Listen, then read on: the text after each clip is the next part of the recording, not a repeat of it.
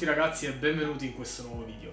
Come avrete sicuramente già letto nel titolo, si tratta di una ricetta che in pratica non ha bisogno di presentazioni e quindi questa introduzione sarà cortissima. Sono consapevole del fatto che molti la eseguono nel modo sbagliato e non ottengono gli effetti desiderati, ma vi posso assicurare che seguendo i passaggi e le istruzioni contenuti in questo video riuscirete sempre e comunque ad ottenere una carbonara perfetta. Andiamo subito a vedere gli ingredienti che serviranno per realizzare la carbonara.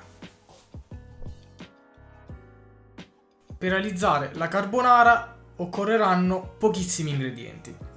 Uova, io utilizzo solo il tuorlo. Pecorino romano. Spaghetti, in questo caso quadrati alla chitarra di Gragnano.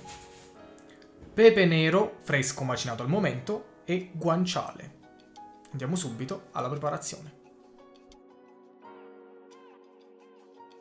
Allora, la prima operazione che faccio è quella di mettere a bollire l'acqua per la pasta. Non appena bolle aggiungo un po' di sale, giusto per salarla leggermente, non esagerate, e vado a calare gli spaghetti.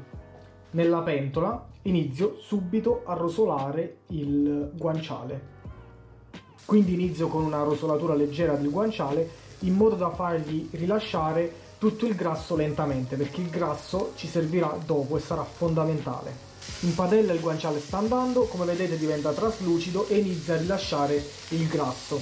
Questa operazione, ripeto, è fondamentale, quindi lasciate andare lentamente il guanciale e lasciate rilasciare tutto il grasso. Dopo circa un minuto e mezzo avrete una rosolatura di questo tipo e il grasso inizierà ad essere rilasciato. Mi raccomando, tenete sempre la temperatura bassa in modo da non far bruciare il grasso e il guanciale. Nel frattempo che la pasta cuoce, che il guanciale rilascia il suo grasso, ci concentriamo sull'uovo e sul pecorino. Nei tuorli d'uovo aggiungo un po' di acqua di cottura. Dopo aver fatto questa operazione stempero con una frusta, in modo che le uova già arrivino ad una temperatura più alta e quindi non subiscano uno shock termico. Adesso è il momento di aggiungere una parte di pecorino romano, diciamo circa 3/4 del pecorino romano. L'operazione che sto per andare a fare adesso ci servirà in primo luogo a pastorizzare l'uovo e in secondo luogo a creare una crema stabile. Prendo con un cucchiaio il grasso del guanciale e lo aggiungo all'interno dell'uovo. Inizierà tipo a friggere, quindi devo essere molto veloce a girare. Continuo in questo modo ad aggiungere il grasso del guanciale all'uovo.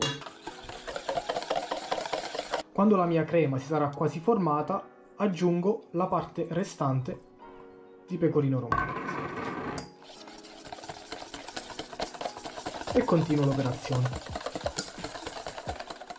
A questo punto la creazione della crema è praticamente finita, devo solo ultimare con il pepe nero fresco macinato al momento.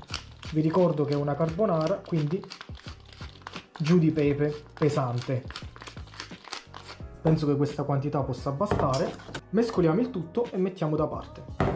Ritorniamo alla padella, mettiamo la temperatura al massimo e stemperiamo con dell'acqua di cottura. La pasta è arrivata a metà cottura, la alziamo e la portiamo in padella. Questo è il momento sempre tanto atteso della risottatura della pasta. Un po' di acqua di cottura e risottiamo lentamente il prodotto. Questa è la crema che si forma quando risottiamo una pasta di qualità alta. Guardate. È già cremosa, cioè non ci ho messo ancora la crema di uovo e pecorino, ma è già cremosa di suo. Una volta raggiunta una cottura al dente, che per questo tipo di preparazione è d'obbligo, spegniamo il fuoco e andiamo ad aggiungere la crema di uova e pecorino. Per essere più pulito e preciso mi aiuto con una leccapentole e aggiungo la nostra crema.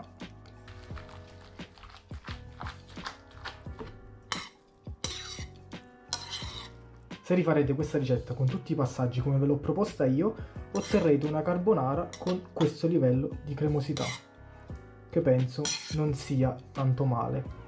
Voglio fare una piccola precisazione. A chi piace la parte croccante del guanciale, potete, una volta che avete rosolato il guanciale e utilizzato il suo grasso, metterlo su della carta assorbente e aggiungerlo alla fine durante l'impiattamento, così avrete anche la parte croccante. Adesso però impiattiamo e assaggiamo.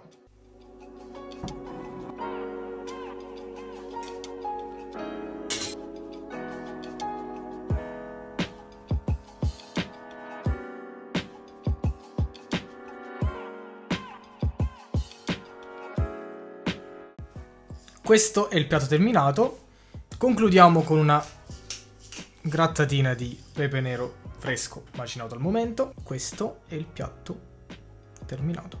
E come di consueto andrò adesso ad assaggiarla. Non la faccio raffreddare troppo e assaggio subito. Assaggio quel poco che è rimasto in padella, ovviamente, per non rovinare il piatto che devo fare le foto.